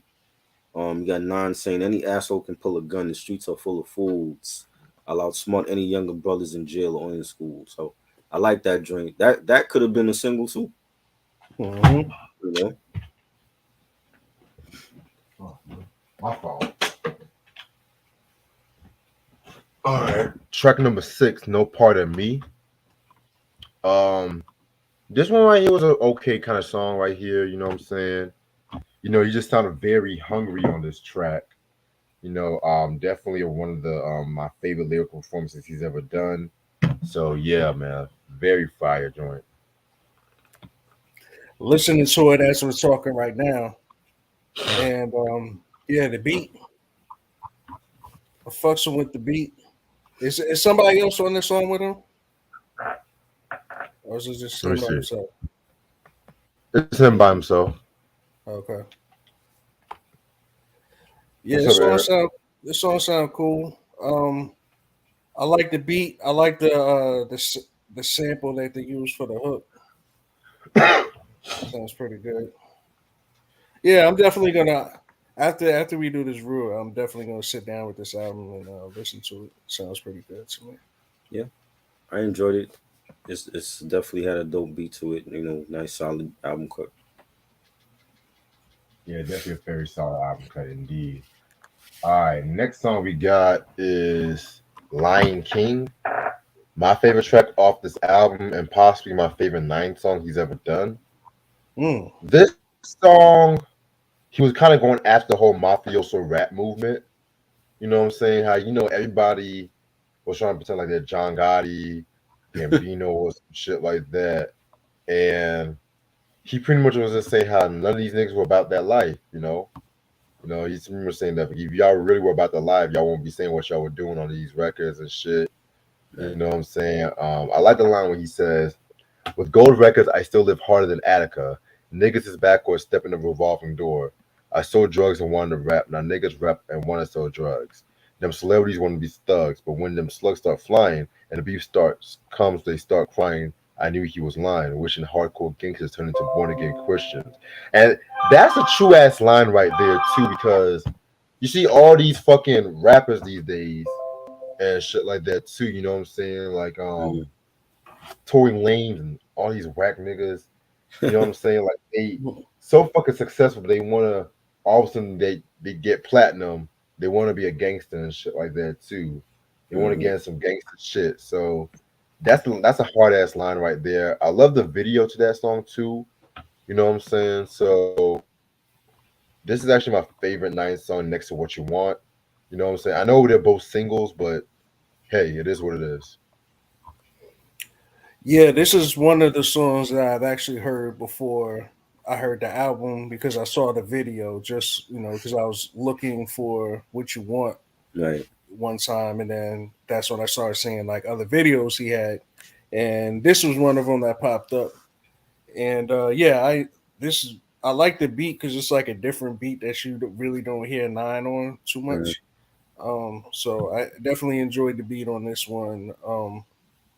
The song was cool. I feel like once again they kind of dropped the ball on the video. I don't know if this is Nine's doing or the label's doing, but it's like, yo, why every video after what you want? Like you're fucking you're Right. It's you're in the sewer somewhere or in the basement somewhere with like reptiles and shit. It's like it's like, bro, like get out the fucking yeah. It's cool. underground, like bro, yeah, like start like live your life, Mhm. make a real video. But Right. like I felt like he could have capitalized off this song a little more if the video imagery was a little better. Mhm. Dope song though. That's effects had to come Yeah, up out of the sewer at some point. You know, Right, yeah, yeah. yeah. I was just about to mention that. it was a dope song. I remember the song. It had a dope beat, and he really should do this shit again, like for in 2023 for people like John Morant, who swear he a thug. You know what I'm saying? Oh You in my the god, car dude. wielding guns and shit, and a water gun at that he's claiming. Like that's even worse. You Mhm. know. But Don't yeah, even this get is me definitely started. yeah, it's a dope song. All right. Next song we got is Rich Man, Poor Man featuring Third Eye. Another banger track right here. You know what I'm saying? Third Eye definitely did his thing on this joint. You know what I'm saying? It's pretty much just them going back and forth. You know what I'm saying? Yeah, this is a very hot joint. I wish Third Eye would have came out with some more fucking work and shit like that. You know what I'm saying? Yeah. His song pretty much tells a story about a bank robbery that didn't end well for the duo and shit like that too. It's kind of ironic because that same year, Steady B and Cool C, they did that whole bank robbery shit, and it didn't end well for both of them either. Steady B is in life in prison now, and Cool C, he's been on death row for years and shit like that too. So Wow. yeah, man, crazy shit. Yeah, this song sounds dope. I love the beat. It's probably one of my favorite beats on this album so far. Um, it kind of reminds me of 5 4 3 2 1 a little bit.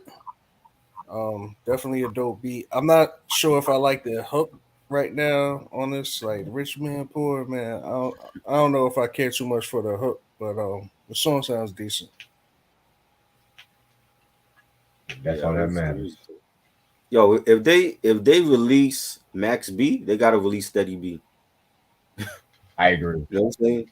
Because with Max B was supposed to get like what, like 70 years in jail or some shit? Yeah, some crazy shit. Some crazy shit. You know what I'm saying? I'm like, if they ever release Max B, y'all gotta release Steady B. It's only right. You know. This was a dope song. I liked it. I like the piano chords in it. Definitely. Next song is John Doe. So John Doe is another one of his like alter egos and everything like that. You know what I'm saying? John Money Doe. That's a full name for it. Um, I mean, the beat was pretty cool. The beat was pretty cool and shit like that too. You know what I'm saying? So I fuck with it. Yeah, I'm listening to it now. This is definitely reminiscent of Nine Lives for me. Like this beat is kind of crazy. It's kind of weird. I don't know if that's a piano or a guitar, but it just or a fiddle or some shit. But it just sound kind of stupid. So yeah, I don't like the beat right now. Listening to it, I'm sure he's probably spitting on it. Like, but I'm just not feeling the whole vibe of that one. It was okay. Definitely. It was alright. All right, which leads us into Make or Take, another one of my favorite tracks off this album. This one was a single as well too. Shit. Yeah. So pretty much, you know what I'm saying. I got is like what I got from this track right here. Oh, Smooth the Hustler also features on this track as well. It's like one of those songs where he's like, motherfucker need to boss up. You know, he's just talking about how he has to like pretty much he can't stay in the same predicament all the time and stuff like that too. He wants to be better than where he's at right now. So this one was a pretty hot joint. I love the beat to it. It's another one of my favorite tracks on this album. So yeah, Yeah, this one is hard. I ain't gonna lie. This one, woo. Yeah, this one go. I fucks with this on hard body. I'm definitely gonna rock with this one, Drake. Hold up. They have a video for this too. Yeah. yeah, Oh yeah, yeah. This one go. This one's pretty hard. Yeah, I'm just gonna say for right now, I fucks with this song. I'm gonna listen to this when we get off here. But yeah, this one don't. I like this. Yeah. This was good. I wish that Smooth had a verse on this. He was only on the chorus, but even with that, it was still a dope track. You know, you got like a saxophone on it, and the beat, the bass line was knocking. Um, Nine said, "In the great paper chase, it's a race. Money's the only thing I'll let you ever throw in my face." So I liked that verse, and it was dope. definitely dope. Hey, guess what? He's not in the basement. He's not in the Right, he's not in the dungeon. basement for once. He's not in the sewer. Like that's what's up, man. Get him out of there. Word. Definitely. All right, next song we got is Warriors featuring Bounty Killer. Another pretty cool song right here. This one is a little dancehall kind of flavor track right here. You know, Bounty Killer was definitely big at that time too. That Experience Yeah, album from '96, yeah, fire, fire joint in my opinion. Definitely gotta talk about that album one day. You yeah. know what I'm saying? So yeah, I love this record right here.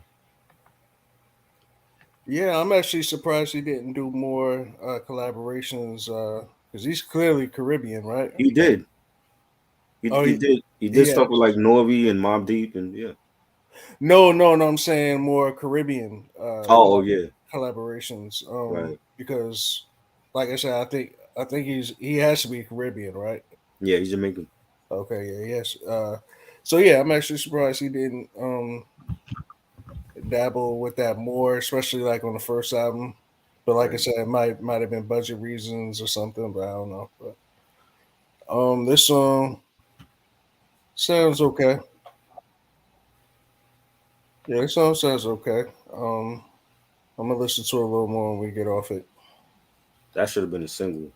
'Cause Mm. Bonnie Killer was hot in the '90s. You know what I'm saying? And I think they dropped the ball with this. That should have got it. You gotta have a single Bonnie Killer. You know what I'm saying? It's only right. And the beat was dope. And I just felt like if I put Bonnie Killer on the album, maybe they had plans to make it a potential single, and it just never happened. But it should have been a single. Yeah, definitely should have been a single. And the last track on this album is Four Chicken Wings and Rice. So this was a song that actually was recorded as far back as like '91 from when I looked up. Really? And this again, yeah. And what I like about this track right here was the fact that it used the Atlantic Star "Let's Get Closer" sample, which you guys should probably know. That's a sample where Warren G and Nate Dogg used for "Nobody Does It Better." Love that record right there.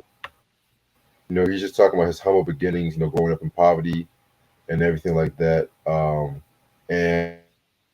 the thing that he would mostly eat to survive would be like 4 chicken and rice, which you know what I'm saying. So that was a pretty hot Good joint dinner. right That's the there. good dinner.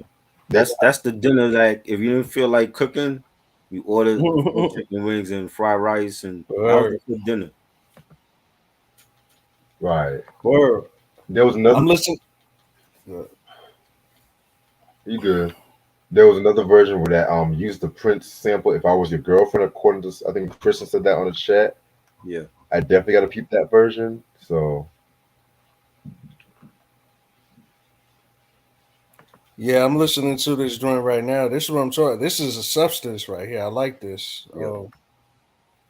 This is what you needed more stuff like this on your first album, because on your first album you want them to know who you are, like what you about. You know what I'm saying? yeah, What you've been through, what's your life like, and shit like right. that, man. Facts. And we didn't get any of that on that first album.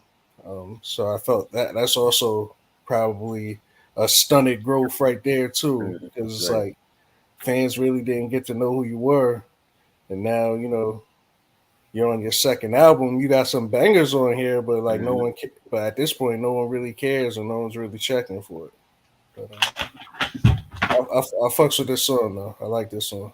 This is my favorite song on this album because, like you said, like he bought substance. There's a message in it, and he's Mhm. talking about being dead broke and dreams of making it out the hood and being a superstar and going from eating 4 chicken wings to lobster.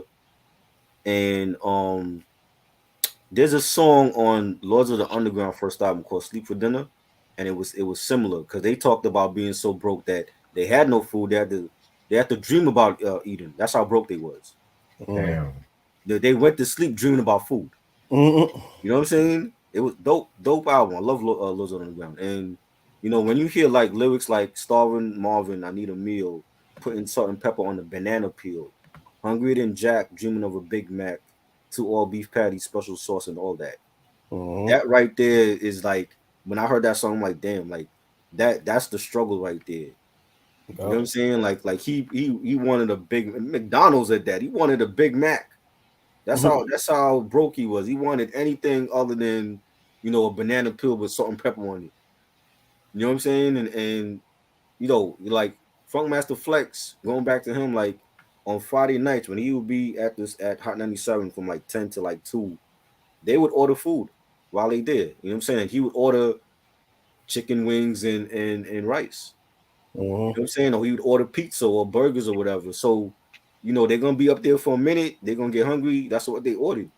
You know what I'm saying? And again, that's the hood dinner. Like people in the hood, that's what we had. Like chicken wings and fried rice, and you get the hot sauce and you pour it over the chicken wings. Word. Yo, man, everybody in the hood know about that, man.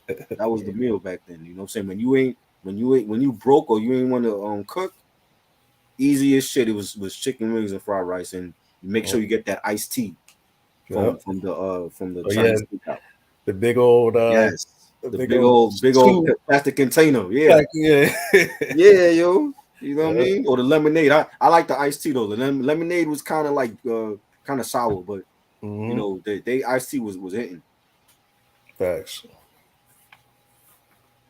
Definitely. All right. So overall, this is the way better produced and better thought out album, in my personal opinion. I definitely felt like the subject matter he had more to say on this one.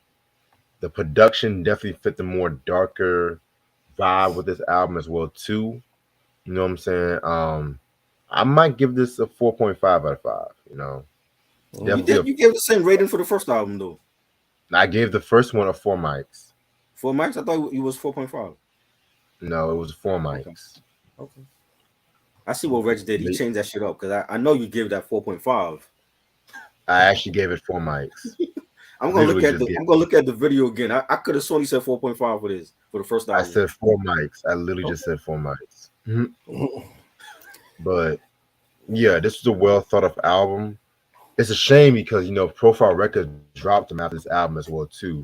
You know what I'm saying? But Real Heads know he ended up doing some more music towards the later 2000s, 2010s, but I haven't had a chance to listen to those yet. So one day I might check them out though. Yeah, this is what I wanted to hear from Nine. You know what I'm saying? Like this was dope. I enjoyed this, and I'm so impressed by just listening to it. And mind you, this is 2023. I'm hearing this, and it still sounds good. Like when I get off of this, I know I'm gonna listen to this album probably for the next week because I did enjoy a lot of the music that I heard. I want to go back and really give things a thorough listen and hear the lyrics to see what he's actually saying on it. This is what I wanted to hear from him, man. It's sad that it had to be like his last studio project. That and no one really paid attention to it. But yes, definitely a dope project. I'm gonna give it for right now. I'm gonna give it a 3.8 right now, and yeah. No, he did albums later on after the second one. Like I said, like the Snow Goons album was like a couple years ago. That was dope. Yeah. So he's still continuing the tradition of nine lives. There's just 9 lives in this era. And I thought the second album was dope too. I think the production was on point, and he had features, bigger features on this album. You know what I'm saying? And they didn't promote the album, and you had joints like We Play for Keeps, Warriors, For Chicken Wings and Rice was my favorite. Lion King, Make or Take was fire. I'm gonna give it 4.5. I think it was definitely solid. I like both of his albums. You know what I'm saying? You got people saying that both of his albums are classics to them. So I don't think none of these albums are whack. I think this would have been if I heard this album when it came out and I was giving my opinion today, I think I probably would say this is probably like, I'm not sure if I would say a classic, but I might say a classic, but I definitely would say is one of my personal favorite albums. Kind of like, it might be a hot take, but like I think his first album, I think Black Rob's album is a classic to me. I know a lot of people might not think that, but I kind of like, that's how I feel. Like I feel the same way y'all feel about Nine. Yeah, I feel that way about Black Rob. I feel Black Rob definitely. Life Story was I saw him in '99 perform Whoa, and he killed it. And that album is dope. I don't hear a lot of people mention it though, because I was like on the downslide of Bad Boy at that time. Right. That's like Sean came out of that around that time and shit, and but yeah, Life Story was a dope album. Right. So I think this probably would have been like a personal favorite album of mine if I listened to it back in the day when it came out. Yeah, man, it's definitely a very good album. But yeah, I'm actually about to end this off here for the night because there's some stuff I have to watch tonight, some documentaries I'm about to chill watching tonight. But this was actually a dope review we did, dope breakdown we did earlier. You know what I'm saying? We got tomorrow's the Yo, Coco Jones. shout out to the Bad Seed, because I told Reg, like, he hit me up in DM, and that I didn't even know that Jean Grey was his ex-girlfriend. I'm like, I wish you had told me. I would have invited him on the live stream with us so he could, tell us about that relationship with him and Jean, and he said that she produced his first album. Oh wow. So hopefully we could get him on again. If we decide to do like a Jean Grey album review for one of her albums. The source gave Cloud9 2.5. They got it wrong. I mean, 9 Lives was a 2.5. Man. I'm weak. Speaking of the source, we gotta do it inside the zine sometime this week too. I gotta sort out some source magazines. Somebody was asking about the Bone Thugs alternate cover. I remember that one. I know I don't have the Bone Thugs one, but Christian sent me some dates. I gotta look through these magazines and shit. But yeah, I know tomorrow is the Coco Jones EP. We're gonna talk about What I Didn't Tell You and stuff like that too, which what she didn't tell me. I hope she didn't tell me it was a whack album. 7 songs. That we'll do that shit in like 5 minutes. Yeah. It's not gonna be too long tomorrow. I think I might show some vinyls too tomorrow. So Saturday is gonna be T.I.'s trap music. Oh yeah. That's my dream. I'm thinking 5 p.m. on that one. But at the same time, I'm gonna give you the final answer by Thursday. You know what I'm saying? Because I don't know if I'm gonna be out that day. Yeah, and then we also Conveys. I don't know if you ever heard Chuck D's solo album, The Adventures of Mr. Chuck? No. I was thinking about talking about that next week. Try said he was just against everything on that album. He was. What a track. He did a track called No. And everything that he's saying is totally against hip hop. Like no what he was saying, like no Benz, no Beamers, no shit. Everything he was saying was no in front of it. I'm like, Chuck, you want people to buy this album, right? You don't want to like piss people off and then they just write you off for good. You know what I'm saying? And it just was like with that album, he just was like, it felt more like a Public Enemy album, but it was just Chuck D. I'm like, if you come from a legendary album group like Public Enemy, your solo album is supposed to be different from what your group projects are, and I don't feel like he did that with the first album. But it's been years since I heard it. Maybe I feel different about it now. I love the first album, honestly. Yeah, felt like it was vintage Chuck D on that one, but it's been years since I've heard the album too. Right. So you never know. But yeah, man.